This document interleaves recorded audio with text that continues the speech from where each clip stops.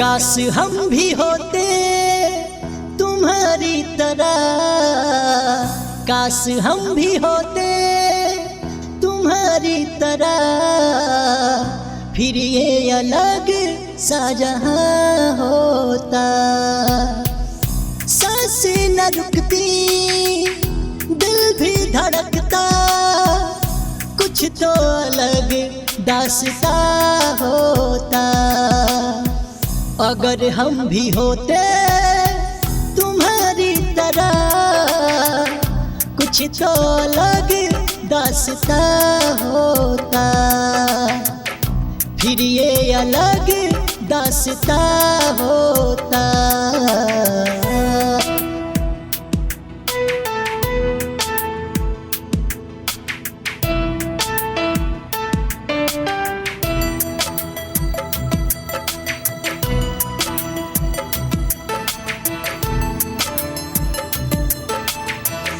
दिल को लगा के दिल तोड़ देना, जाना जुदाई तेरी जान मेरी लेना। पागल ये दिल मेरा तुमको ही चाहे, मेरे जैसा आशिक मिलेगा कहीं ना।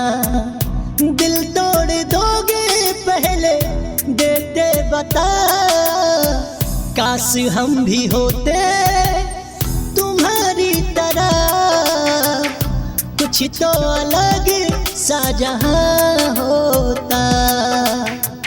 सांसें न रुकती, दिल भी धड़कता, कुछ तो अलग दास्ता होता।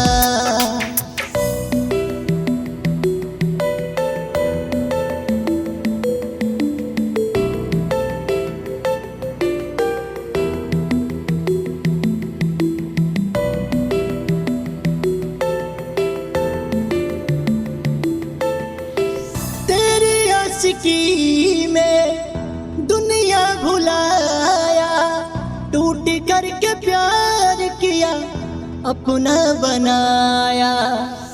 रूठो न मान जाओ, यूं न सजा दो, क्या है खता मेरी मुझको बता दो।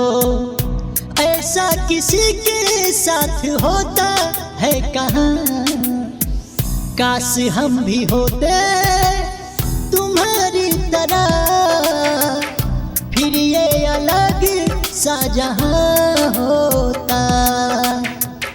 सांसें भी चलती, दिल भी धड़कता, फिर ये अलग सा जहां होता। कुछ तो अलग दास्ता होता।